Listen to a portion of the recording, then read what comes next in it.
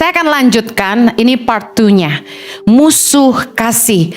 Apa yang membuat kita nggak bisa menerima kasih Allah dalam hidup kita? Kita tahu bahwa Allah adalah kasih, bahwa tanda orang yang mengenal Allah dan tanda anak-anak Allah adalah mereka mengasihi sesamanya. Katakan amin.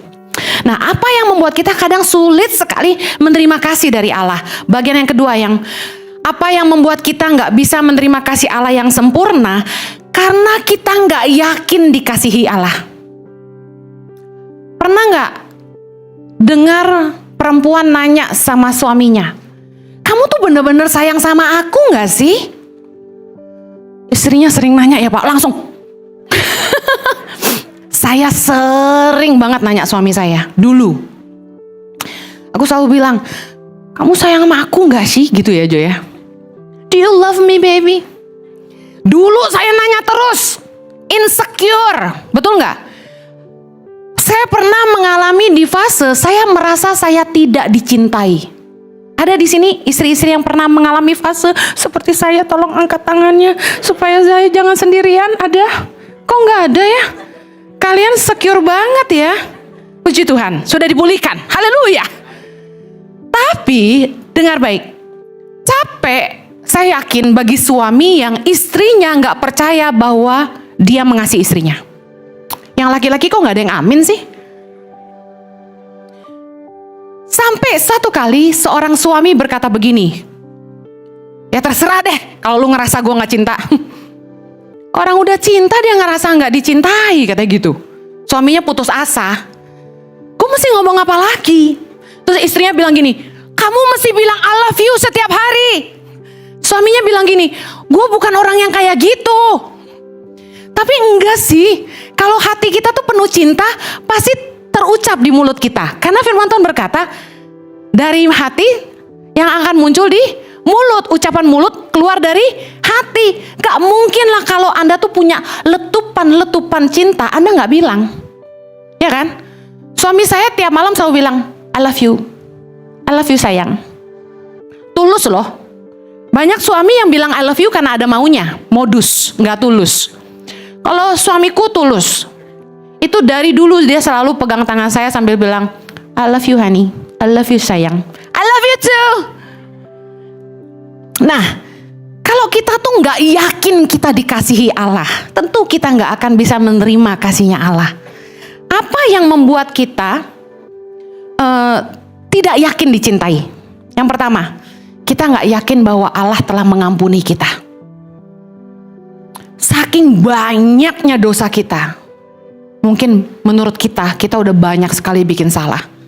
Kita gak percaya, gue sebenarnya diampuni gak sih? Tuhan masih dengerin gue gak sih? I don't know about you, tapi saya pernah ada di stage itu. Saya bikin salah berulang-ulang dan saya sampai putus asa sama diri saya sendiri. Pernah gak Anda ngerasain kayak yang, gue kenapa sih gak bisa berubah? Pernah gak gitu? Nah, kadang waktu kita bikin banyak salah, kita jadi putus asa gitu. Tapi Tuhan bicara sama saya gini, I never give up on you. Don't give up on yourself. Tuhan gak pernah menyerah sama kita. Jadi kita juga gak boleh menyerah. Amen. Saya belajar meyakini bahwa Tuhan telah mengampuni saya. Dan karena Dia mengasihi saya. Yang kedua yang membuat kita gak yakin bahwa kita dikasihi Allah adalah gini. Karena bahwa Allah telah menciptakan kita sempurna. Kita gak yakin itu. Kenapa gitu? Karena banyak dari kita merasa kita gak sempurna. Kita lahir dengan cacat, kita lahir dengan disabilitas ya. Kita lahir dengan kekurangan ini dan itu secara fisik, wajah, dan lain sebagainya. Kita gak merasa Tuhan mengasihi kita. Saya akan bahas satu-satu secara dalam. Yang pertama tentang fear. Takut tidak masuk sorga. Firman Tuhan berkata dalam 1 Yohanes 4 ayat 17 sampai 18, kita baca sama-sama. Dalam hal inilah kasih Allah sempurna di dalam kita, yaitu kalau kita mempunyai keberanian percaya pada hari penghakiman, karena sama seperti Dia, kita juga ada di dalam dunia ini. Ayat 18, di dalam kasih tidak ada ketakutan. Kasih yang sempurna melenyapkan ketakutan, sebab ketakutan mengandung hukuman, dan barang siapa takut, ia tidak sempurna di dalam kasih.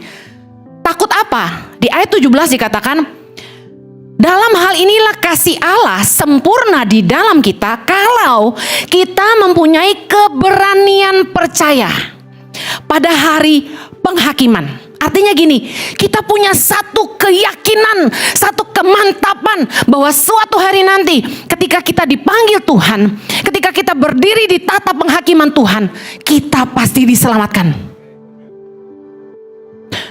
Banyak orang yang sudah menerima Yesus sebagai Tuhan dan Juru Selamat, tapi nggak punya keberanian percaya. Kenapa? Kenapa kita nggak punya keberanian percaya bahwa kita pasti diselamatkan? Karena kita nggak yakin bahwa kita diampuni. Kita nggak yakin Tuhan benar-benar mengasihi kita. Kenapa kita nggak punya keberanian percaya? Sebenarnya ini, karena hati kita menuduh kita. 1 Yohanes 3 ayat 21.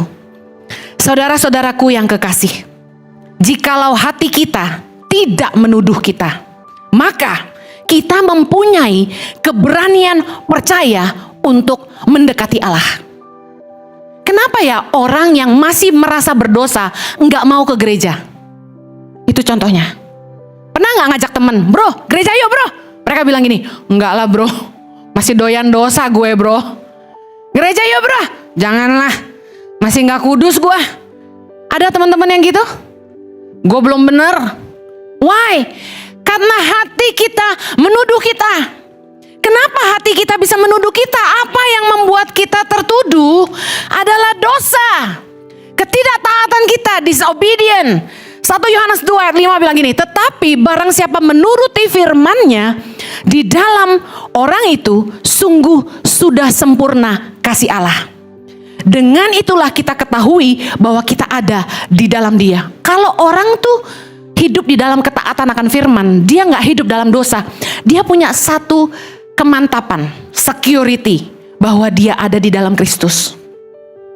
Tapi waktu kita hidup dalam dosa, orang rajin ke gereja belum tentu nggak bikin dosa. Nggak usah ngomong orang lain, pelayan-pelayan Tuhan. Saya aja pernah Minggu pelayanan, Sabtu yut pelayanan, pulang mau bikin dosa lagi. Bikin apa bu? Rahasia. Satu kali suami saya transit di sebuah bandara, ketemu dengan seorang worship leader dari salah satu gereja, ngobrol. Kaget banget, dia cerita bahwa di atas mimbar pelayanan, tuh WL itu, maaf, dia gay. Siapa pacarnya? Pemain drumnya atau pemain bassnya di gereja loh. Ngeri gak? Dia cerita sama suami saya sampai kaget gitu. Hah? Kok tahu gak kok? Si itu tuh pacarnya si ini. Hah? Si itu tuh pacarnya si ini. Hah? Bengong dia. Corrupted behavior inside the house of God. Kok pendetanya gak peka? Dengar baik. Tanggung jawab kita tuh masing-masing sama Tuhan. Kamu gak jaga hidupmu kudus dan kamu berani melayani, kamu akan hangus. Dengar baik. Tentu kita gak akan secure, gak akan yakin bahwa kita akan dibenarkan di tata penghakiman kalau hati kita menuduh kita. Kenapa hati kita menuduh kita? Karena kita masih hidup dalam dosa. Banyak orang karena perempuan, karena pacarnya, karena harta. Oh ya udah, hari Minggu dengar khotbah, besok mah biasalah. Itu pendeta kurang real. Dia nggak tahu hidup sebenarnya kayak apa, dia bilang itu. Hidup kan susah, butuh duit kan. Kalau lurus-lurus banget mah kayak khotbahnya dia. Nggak hidup lah kita, nggak ada di dunia ini yang selurus itu. Biasa dengar gitu? No. Bisa nggak hidup benar? Bisa, asalkan kita mau. Karena gini, yang memisahkan kita dari Allah adalah dosa. Yesaya 59 ayat 2 berkata gini, tetapi yang merupakan pemisah antara kamu dan Allahmu ialah segala kejahatanmu yang membuat dia menyembunyikan diri terhadap kamu sehingga ia tidak mendengar doa kita adalah segala dosamu. Saya kasih tahu, dosa merusak hubungan kita dengan Allah. Karena tahukah Anda bahwa inisiatif untuk berdamai dengan manusia itu datang dari Allah. Karena itulah Dia mengutus anaknya untuk menebus dosa kita. Tapi kita yang mengaku mengenal Kristus tapi tetap hidup di dalam dosa, bermain-main dengan dosa. Kita dengar firman Allah, tapi kita cuma, sudahlah. Dengar baik, kita menghina karya salibnya. Kita memandang rendah kemuliaannya. Kita tidak menghargai pengorbanannya. Ibarat gini, punya suami setia, cinta mati, kerja keras, ngidupin anak bini, tapi istrinya di rumah malah main gila. Kira-kira kayak gitu tuh orang yang dicintai Allah tapi tetap hidup dalam dosa. Dosa membuat manusia tuh takut ketemu Tuhan. Begitu kita jatuh dalam dosa, kita pasti menjauh dari Tuhan. Ingat kejadian Adam dan Hawa? Waktu mereka gak taat sama Tuhan dalam Kejadian 3 ayat 8 sampai 13. Kita itu bisa lihat immediate reaction. Waktu Adam gak taat, dia makan buah pengetahuan yang baik dan jahat. Apa yang terjadi? Begitu dia mendengar langkah kaki Tuhan, dia langsung sembunyi. Waktu ditanya sama Tuhan, Adam, Hawa, ayat 8 bilang, bersembunyilah manusia dan istrinya itu terhadap Tuhan Allah di antara pohon-pohonan dalam taman. Tetapi Tuhan Allah memanggil manusia itu dan berfirman kepadanya, di manakah engkau? Ia menjawab, ketika aku mendengar bahwa engkau ada di dalam taman ini, aku menjadi takut. Immediate reaction dari orang yang jatuh dalam dosa adalah takut. Kemudian, karena aku telanjang, sebab itu aku bersembunyi. Firman-Nya, siapakah yang memberitahukan kepadamu bahwa engkau telanjang? Apakah engkau makan buah pohon yang kularang engkau makan itu? Manusia itu menjawab, perempuan yang kau tempatkan di sisiku, dialah yang memberi dari buah pohon itu kepadaku, maka ku makan. Ayat 13, kemudian berfirmanlah Tuhan Allah kepada perempuan itu, apakah yang telah kau perbuat ini? Jawab perempuan itu, ular itu yang memperdayakan aku, maka aku makan. Lihat, immediate reaction dari manusia yang buat salah selalu nyalahin orang lain. Padahal laki-laki kan harusnya bertanggung jawab. Yes, gua salah. Makanya kalau Anda tidak berbuat dosa, Anda tidak akan takut ketemu Tuhan. Orang kenapa nggak mau doa? Kenapa orang berat datang ke gereja? Karena dia tahu dia salah. Dia takut dan immediate reaction orang yang bikin salah nyalain orang lain. Dosa itu membuat manusia saling menyalahkan. Coba, begitu rumah tangga ada dosa, pasti saling menuduh. Tahu nggak apa yang membuat rumah tangga nggak bahagia? As simple as this. Kita melawan perintah Allah. Istri tunduk, suami hormati istri, kasihi istrimu. Jangan berlaku kasar terhadap dia. Yang terjadi gini, ketika kita melakukan yang sebaliknya, yaitu apa? Suami kasar, istri kurang ajar, that's it. Rumah tanggamu gak bahagia. Nah, kita kalau udah tidak taat sama firman, suaminya kasar nih, istrinya kurang ajar nih, salah gak dua-duanya? Salah, gak taat firman dua-duanya, setuju? Tapi waktu didamaikan sama pendeta, apa yang terjadi? Saling menyalahkan. Ada suami yang kasar sama istrinya, gak berani ketemu saya. Orang yang bikin salah pasti takut. That's immediate reaction. Dia menjauh terus, kalau ketemu saya menghindar, Karena dia tahu, saya tahu apa yang dia buat. Waktu istrinya bonyok, saya lihat fotonya. Dengar baik, ketika didamaikan, istri mulai tunjuk suami. Can you believe? Suami kayak gini, kayak gitu. Istrinya, yang mulai menyerang suami. Suaminya gak mau kalah. Ya lu bayangin, punya bini begini. Itu udah biasa saya. Saya paling suka cara suami saya ngedamain pasangan yang berantem. Dia akan ngomong apa tau gak? Mau selesai nggak? Kelar. Habis kalau nggak berantem mulu depan kita. Suami kurang ajar, tukang selingkuh, malas, tukang mabok. diomongin di depan kita. Kalau mau seks nggak ada bagus-bagusnya gitu. Ngomongnya udah segala urusan ranjang dibuka. Iya, sampai isi celananya diomongin ke depan kita. Serius. Kita yang dengerin sampai alamak. Suami nggak mau kalah. Tuh bini tuh, gini gitu. Wah, marah-marah nggak karuan.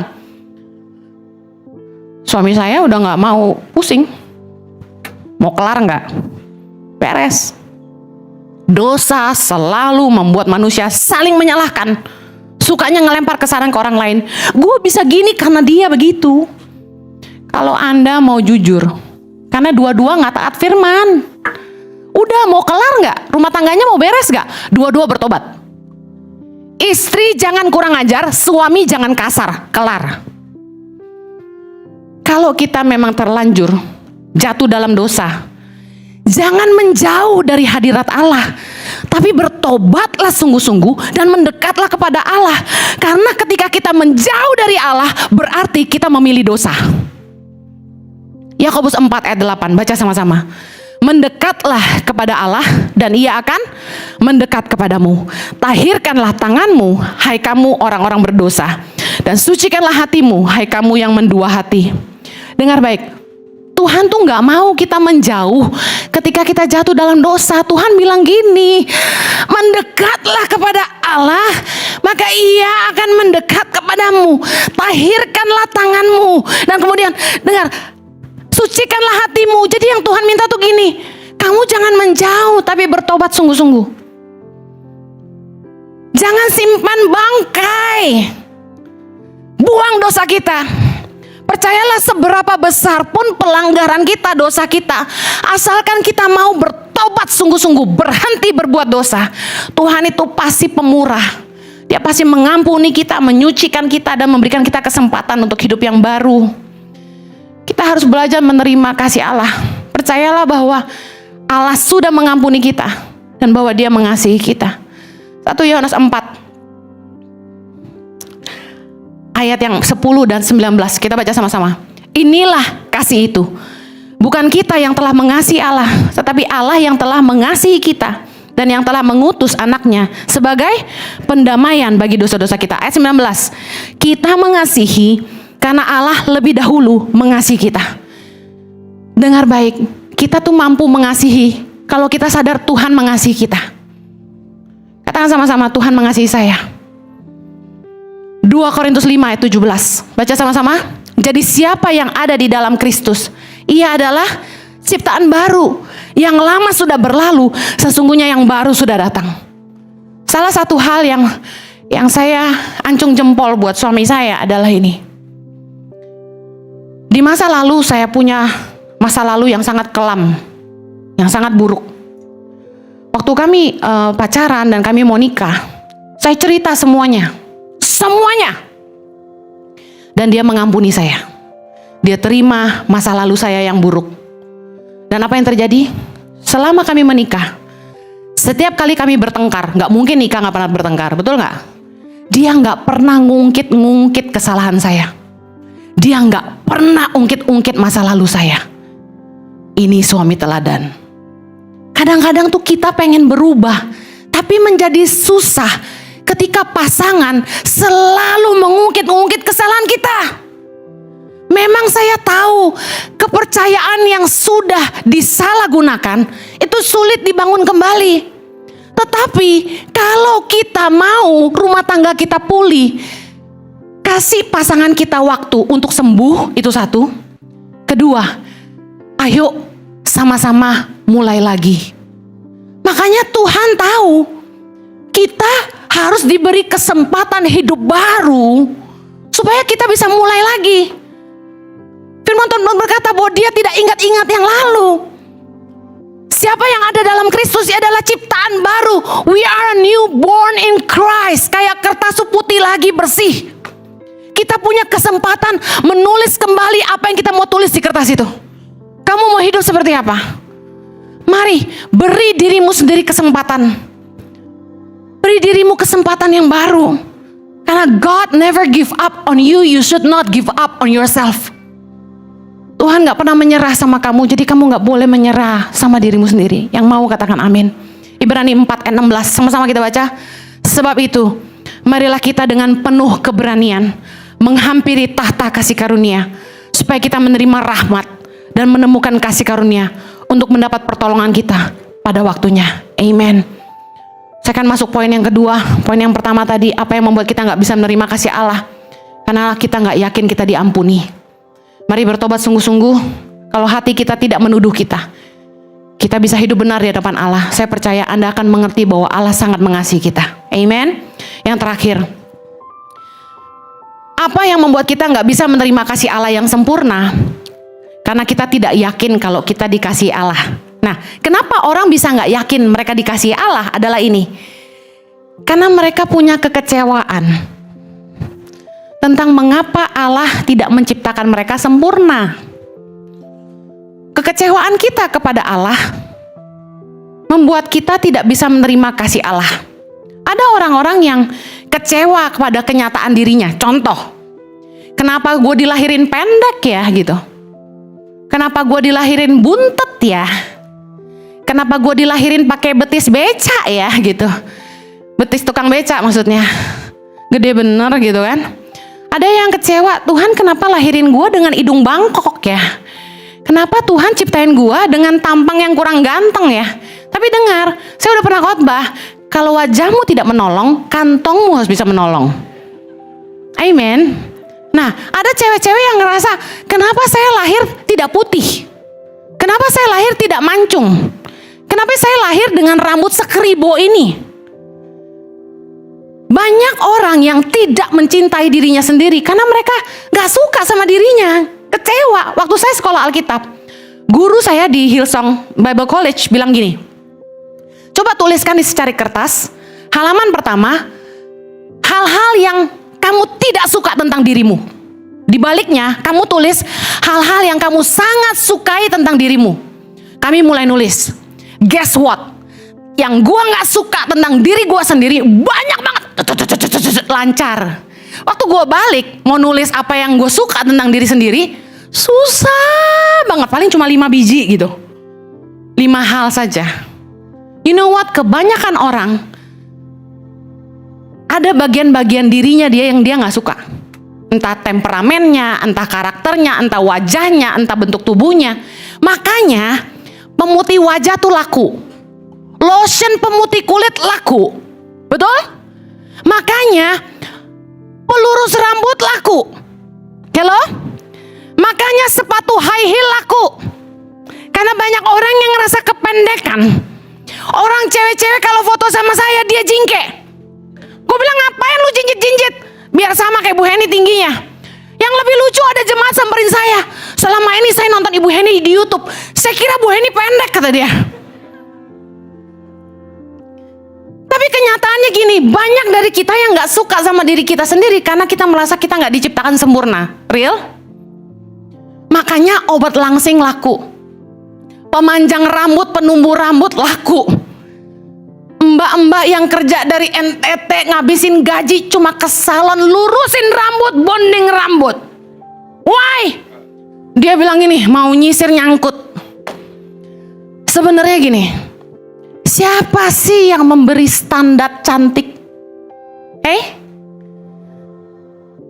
Kita nggak bisa nerima diciptakan Tuhan dengan wajah dan tubuh yang tidak ideal. Padahal gini, waktu kita mau belajar mengasihi diri kita sendiri, karena kalau kita nggak bisa mengasihi diri sendiri, kita nggak bisa mengasihi orang lain, setuju?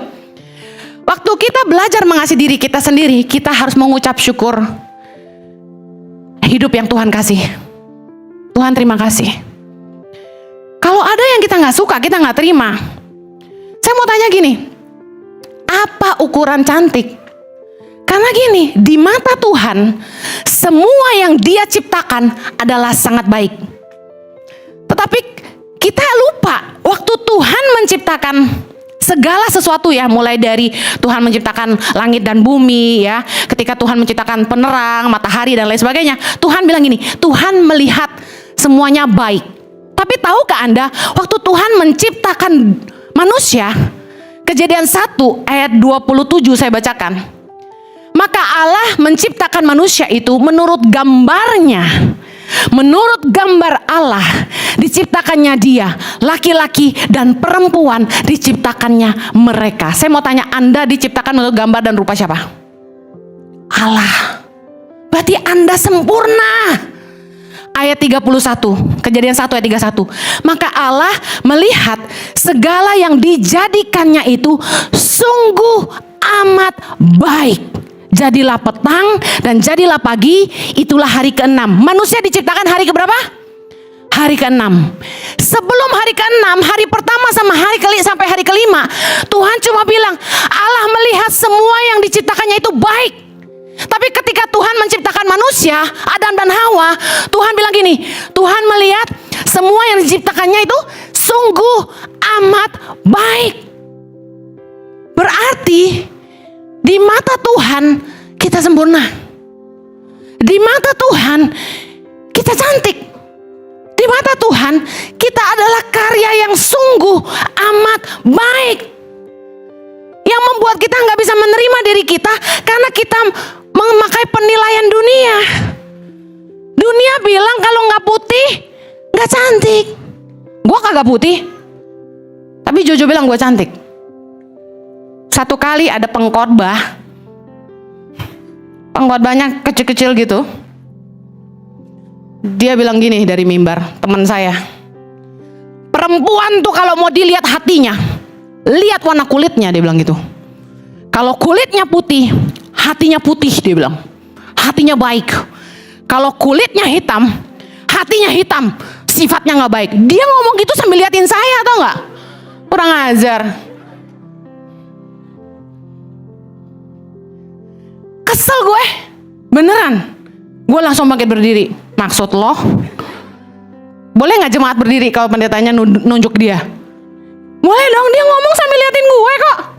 Kalau kulitnya hitam, berarti hatinya gak baik. Asem. You know, kodrat manusia yang gak bisa ditolak adalah gini. Dia dilahirkan di mana? Dia dilahirkan seperti apa? Dia dilahirkan dari keluarga miskin atau kaya? Dia dilahirkan suku apa? Dia lahir keriting apa lurus, pendek apa tinggi? Kalau gendut kurus sih tergantung lu makan apa, ya kan?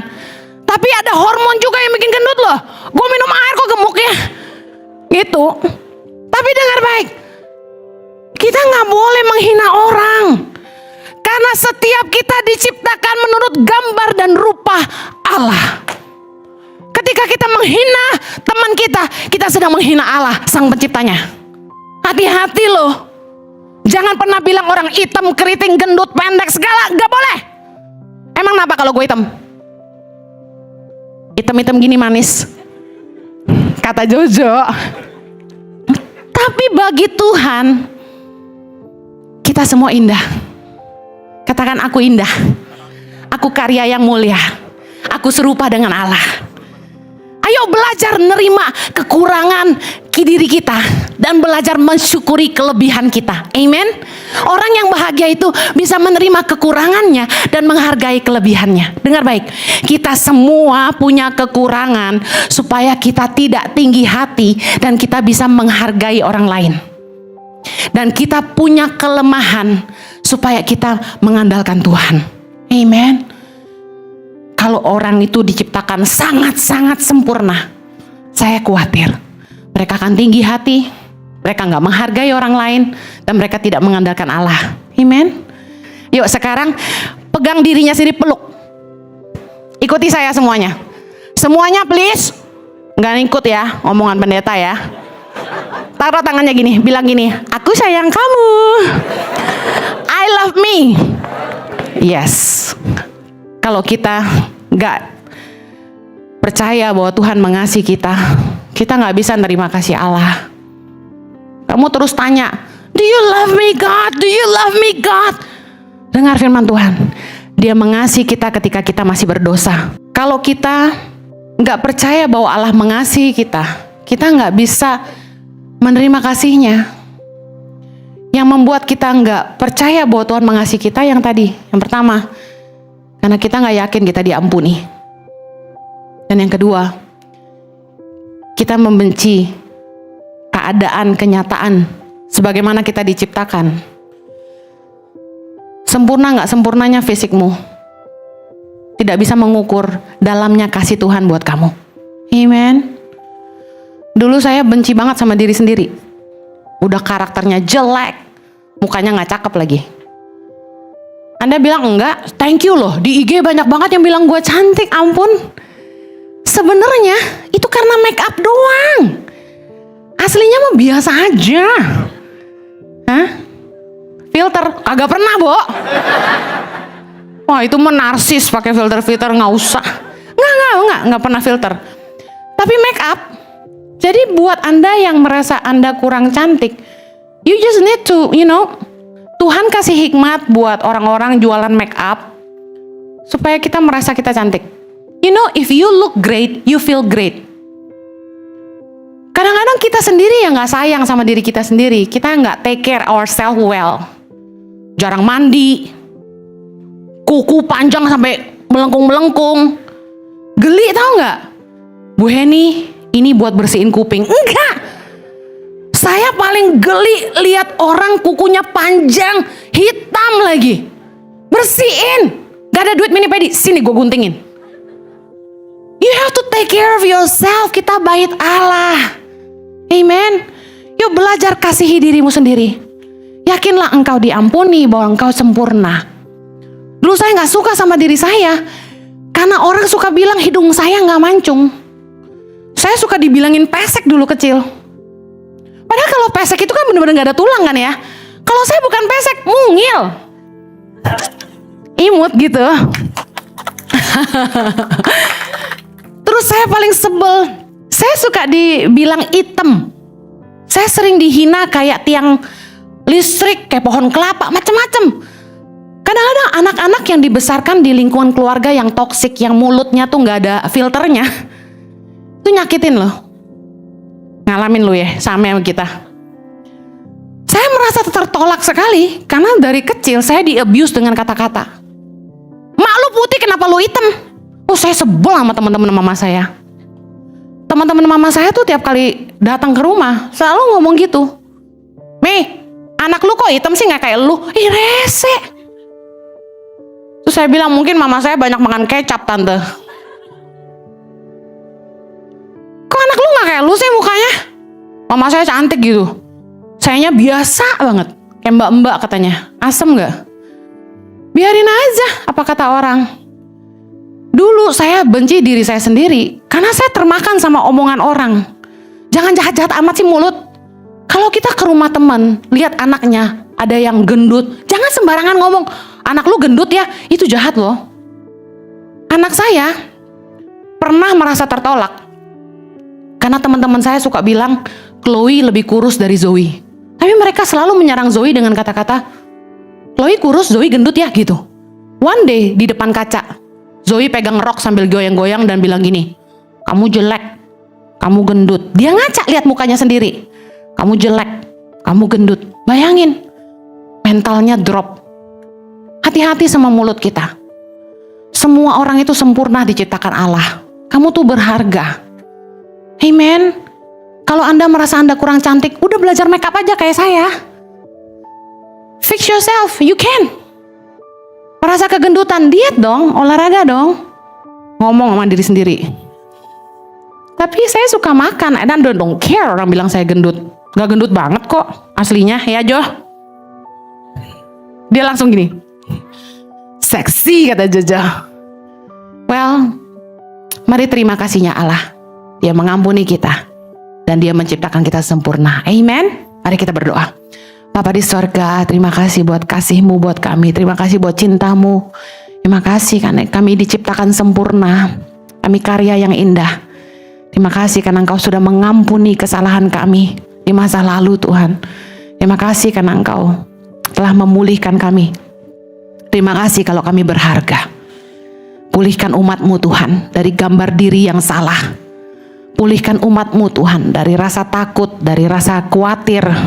Beri mereka keberanian untuk percaya bahwa mereka punya keberanian untuk menghadap tahta kasih karunia. Kami percaya kami akan menerima pertolongan tepat pada waktunya. Berkati umat-Mu, mampukan kami menghidupi firman-Mu. Di dalam nama Yesus kami berdoa. Amen.